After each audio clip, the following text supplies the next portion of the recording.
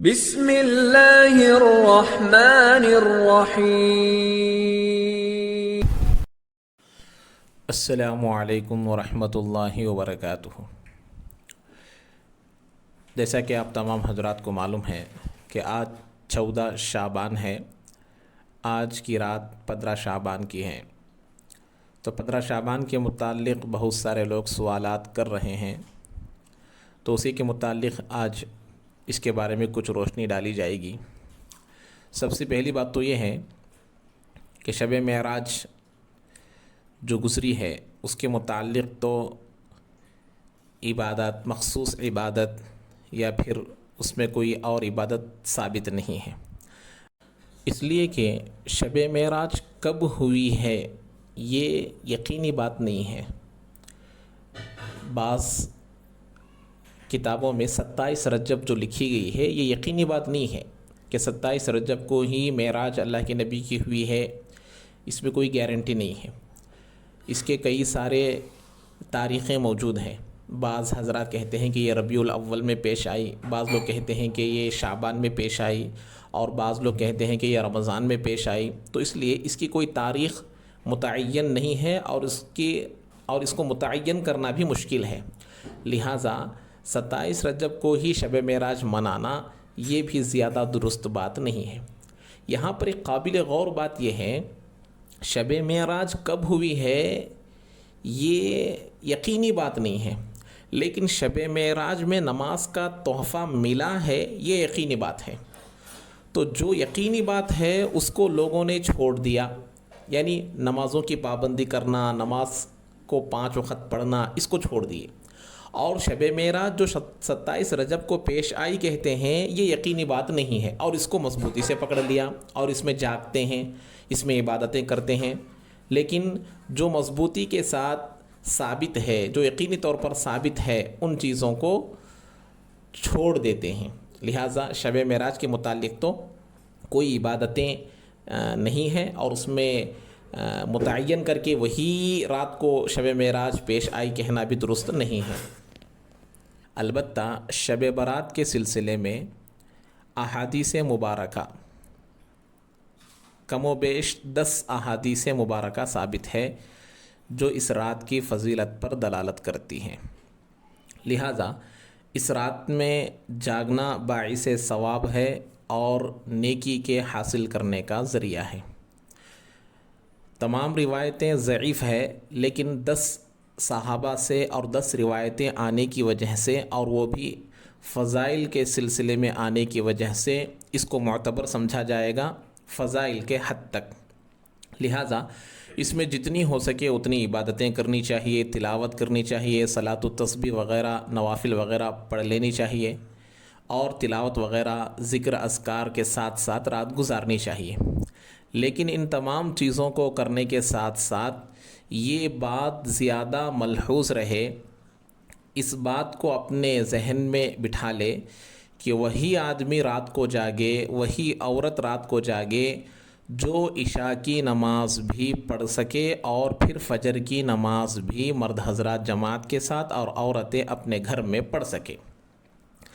اگر رات کو عبادت کرنے کی وجہ سے فجر کی نماز فوت ہو جانے کا امکان ہو، یا پھر فجر کی نماز چھوٹ جانے کا یا تاخیر سے پڑھنے کا خوف ہو، تو ایسے لوگ عشاء کی نماز پڑھ کر جلدی سونے کی فکر کریں، ورنہ رات بھر جو عبادتیں کیے ہیں، جو نیکیاں حاصل کرنے کے لیے جو جاگے ہیں، وہ وبال بن جائے گا۔ اس لیے کہ اس رات میں جاگنا اختیاری کام ہے، اختیاری فعل ہے۔ اگر آدمی چاہے تو جاگ سکتا ہے، ورنہ سو سکتا ہے، لیکن فجر کی نماز کو پڑھنا یہ فرض ہے، ہر آدمی پر علیحدہ علیحدہ فرض ہے۔ اگر اس کو چھوڑ دیں گے تو اللہ کا دشمن کہلائے گا۔ نماز کو چھوڑنے والا دین کا دشمن ہے، نماز کو چھوڑنے والا رسول کا دشمن ہے۔ لہٰذا جس کو بھی یہ ڈر اور خوف ہو فجر کی نماز چھوٹ جانے کا، وہ فوری طور پر جلد سے جلد سونے کی فکر کریں۔ اور دوسری بات یہ ہے کہ اس رات میں کوئی مخصوص عبادتیں نہیں ہیں، جیسے اکثر و بیشتر لوگ بولتے ہیں کہ اس میں ایک ایسی 4 رکعت ہے کہ پہلی رکعت میں اتنی مرتبہ سورہ اخلاص پڑھا جائے اور اس کے بعد اس دوسری رکعت میں اتنی مرتبہ یہ صورت پڑھی جائے، ایسی کوئی مخصوص نماز نہیں ہے۔ البتہ نوافل نمازیں جتنی استطاعت ہے، جتنی ہو سکے اتنی پڑھنے کی گنجائش ہے۔ تیسری بات یہ ہے کہ اس رات میں قبرستان کو جانا، ہاں حدیث میں آیا ہے اللہ کے نبی علیہ السلام قبرستان کو 15 شعبان کی رات کو گئے ہیں، یہ تو ثابت ہے اور حدیث میں اس کا ذکر بھی آیا ہے، لیکن ہمارے علماء اکرام کا ایک موقف ہے اور ایک طریقہ ہے کہ جو اللہ کی نبی سے جو سنت ثابت ہے، جس حد سے جس طریقے سے ثابت ہے اس کو اس طریقے سے ادا کرنا ضروری ہے۔ مثلا اسی کو لے لیجئے، 15 شعبان کو اللہ کے نبی علیہ السلام قبرستان کو گئے ہیں، یہ پوری زندگی میں ایک مرتبہ گئے ہیں، تو لہٰذا اب ہمارے لیے بھی پوری زندگی میں 1 یا 2 مرتبہ چلے جائے تو وہ سنت ادا ہو جائے گی، لیکن لازماً ہر سال جانا، ہر سال جو 15 شعبان آتی ہے اس میں جانا، یہ درست نہیں ہے۔ اور دوسری بات، اللہ کے نبی تنہا گئے تھے، اکیلے گئے تھے، مجمع بنا کر جانا یا پھر اس میں شور کرنا یا پھر اس میں بھیڑ جمانا، دوسروں کو تکلیف دینا، شور مچانا، یہ تمام چیزیں ناجائز ہیں۔ اسی لیے زندگی میں 1 مرتبہ جا کر آ جائیں گے تو کوئی فرق پڑنے والا نہیں ہے، 1 مرتبہ سنت ادا ہو جائے گی۔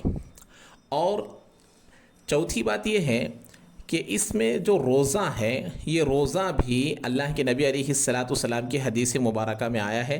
حضرت عائشہ صدیقہ رضی اللہ تعالی عنہا سے اللہ کے نبی علیہ السلام نے فرمایا کہ یہ ایسی رات ہے کہ اگلے شعبان کی 15 تک جتنے لوگ پیدا ہونے والے ہیں، جتنے لوگ وفات پانے والے ہیں، جتنے لوگ حج کرنے والے ہیں، جتنے لوگ یہاں پر اچھے کام کرنے والے ہیں یا برے کام کرنے والے ہیں، ان تمام کے فہرست آج فرشتوں کے حوالے کی جاتی ہے۔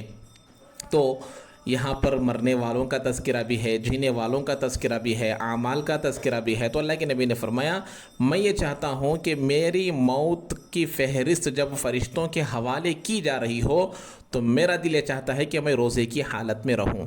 تو لہٰذا روزہ تو ثابت ہے، رکھ سکتے ہیں، لیکن 15 شعبان کا روزہ ہی رکھنا ضروری ہے، یہ اتنی درست نہیں ہے جتنا ان 2 باتوں سے درست ہوتی ہے۔ یعنی اس نیت سے 15 شعبان کا روزہ رکھنا کہ اللہ کے نبی 13، 14، 15 ہر مہینے کو روزہ رکھتے تھے، ہر مہینے کی 13، 14، 15 کو روزہ رکھا کرتے تھے، جس کو ایام بیض کے روزے کہتے ہیں۔ تو اس نیت سے اگر روزہ رکھیں گے تو وہ بھی ثواب مل جائے گا اور یہ بھی ثواب مل جائے گا۔ دوسری بات، اللہ کے نبی علیہ السلام نے فرمایا کہ شعبان کے 1 تاریخ سے 27 تاریخ تک روزے رکھا کرتے تھے اور اس کی تعلیم بھی دیا کرتے تھے، لہٰذا ان 2 نیتوں سے روزہ رکھنے کی گنجائش ہے۔ لیکن صرف شعبان کی 15ویں تاریخ کا روزہ رکھنا یا پھر اس کو سنت سمجھنا یہ درست نہیں ہے۔ ان 2 نیتوں سے صرف یہی ایک روزہ رکھے تو بھی درست ہے، ورنہ اس کو عام طور پر نفل رکھنے میں تو گنجائش ہے، لیکن اس کو سنت سمجھ کر رکھنا یہ درست نہیں ہے۔ یہ 2 نیتوں سے رکھنا درست ہے۔ اور دوسری بات یہ ہے کہ اس میں جو روزہ رکھا جاتا ہے اس میں بعض لوگ 2 نیتیں کرتے ہیں، ایک چھوٹے ہوئے رمضان کے قضا کی نیت کرتے ہیں اور شعبان یعنی شعبان کی 15ویں تاریخ کا شب برات کا جو روزہ آتا ہے اس کی بھی نیت کرتے ہیں۔ تو اس کے بارے میں مسئلہ یہ ہے کہ دیکھیے، جو آپ قضا کی نیت کر رہے ہیں وہ فرض ہے، فرض کے ساتھ نفل کی نیت کرنا درست نہیں ہے، یہ ایک فقہی مسئلہ ہے۔ فرض کے ساتھ نفل کی نیت نہیں ہو سکتی، البتہ نفل کے ساتھ نفل کی نیت ہو سکتی ہے، فرض کے ساتھ دوسرے فرض کی نیت نہیں ہو سکتی۔ تو فرض کے ساتھ نفل کی نیت کیسے ہو سکتی ہے؟ لہٰذا یہ جو رمضان کا قضا روزہ ہوتا ہے وہ فرض ہوتا ہے، اس کے ساتھ کسی بھی نفل یا دوسرے فرض یا دوسرے قضا کی نیت نہیں کی جا سکتی۔ جیسے مثال کے طور پر کسی آدمی کی فجر کی نماز فوت ہو گئی، اب وہ صبح 7 بجے 8 بجے قضا کر رہا ہے، فجر کی 2 رکعت فرض قضا نماز پڑھ رہا ہے اور اس میں اشراق کی نیت نہیں کر سکتا وہ، اس لیے کہ یہ فرض ہے، فرض کے ساتھ نفل کی نیت نہیں ہوتی۔ ہاں البتہ اشراق پڑھ رہا ہے اور اشراق میں اس میں صلاۃ الحاجت کی نیت بھی کر رہا ہے، یا پھر اس میں تحیۃ المسجد کی نیت کر رہا ہے اور تحیۃ الوضو کی نیت کر رہا ہے، تو یہ تمام چیزیں جائز ہے، کیونکہ تینوں نمازیں کیا ہے؟ نفل نماز ہے۔ تو نفل میں نیت کرنا درست ہے، لیکن فرض کے ساتھ یا قضا جو فرض ہو اس کے ساتھ نفل کی نیت کرنا درست نہیں ہے۔ تو یہ تمام چیزوں کو یاد رکھے اور اس پر عمل کرنے کی پوری کوشش کرے۔ ہاں البتہ 15 شعبان کو روزہ رکھنے کی وجہ سے اللہ کی ذات سے یہ امید کی جا سکتی ہے کہ فرض رمضان کے قضا نیت کے ساتھ ساتھ رکھنے کی وجہ سے اللہ تبارک و تعالی اس کا ثواب بھی ہم کو مرحمت فرما دے، اس کی امید رکھ سکتے ہیں۔ لیکن دونوں نیت کرنے کی وجہ سے اگر کوئی دونوں نیتیں کر رکھے گا تو قضا ہی ادا ہوگا، اس لیے قضا کی نیت ہی کرے، وہ اعلیٰ ہے، اور اس کے ساتھ دوسری چیز کی نیت کرنا درست نہیں ہے۔ البتہ اس بات کی امید رکھی جا سکتی ہے کہ مجھے یہ بھی ثواب مل جائے گا، اس کی گنجائش ہے، لیکن اس کے علاوہ دونوں کا ثواب ملے گا یہ یقینی طور پر رکھنا درست نہیں ہے۔ اور دوسری بات یہ ہے کہ اس رات میں نہ نئے کپڑے پہننا جائز ہے نہ ثابت ہے، کہ یعنی مخصوص پکوان پکانا یا مخصوص کپڑے پہننا، نئے کپڑے پہننا، یہ تمام چیزیں درست نہیں ہیں۔ اور اسی طریقے سے بعض قریوں میں اور شہروں میں بھی یہ بات دیکھی گئی کہ اس رات کو بڑوں کی عید سے یاد کیا جاتا ہے، تو جتنے لوگ مرحومین ہیں ان کی یاد کے لیے یہ دن آتا ہے سمجھ کر ان کے مرحومین کی جو عادتیں ہوتی ہیں ان چیزوں کو سامنے رکھا جاتا ہے، جو وہ چیزیں استعمال کرتے تھے کھانے کے پینے کے، یہاں تک کہ بعض علاقوں میں دیکھا گیا کہ اگر مرا ہوا آدمی بیڑی سگریٹ پیتا تھا تو اس کو بھی دسترخوان پر رکھ کر فاتحہ دلائی جاتی ہے۔ تو یہ تمام چیزیں جائز نہیں ہیں، اس سے اللہ اور اللہ کے رسول ناراض ہوتے ہیں۔ لہٰذا جو چیزیں جس حد تک ہے اس کو اسی حد سے اسی طریقے سے ادا کرے۔ اس لیے بارہا میں کہتا ہوں سنت اور بدعت میں فرق یہی ہے کہ نبی سے محبت کرنا نبی کے طریقے پر سنت کہلاتی ہے، نبی سے محبت کرنا اپنے طریقے سے یہ بدعت کہلاتی ہیں۔ لہٰذا جو چیزیں جیسی بتائی جاتی ہے اس کے موافق ادا کرنے کی پوری کوشش کریں۔ اللہ تعالی ہم تمام کو عمل کی توفیق نصیب فرمائے۔ السلام علیکم ورحمۃ اللہ وبرکاتہ۔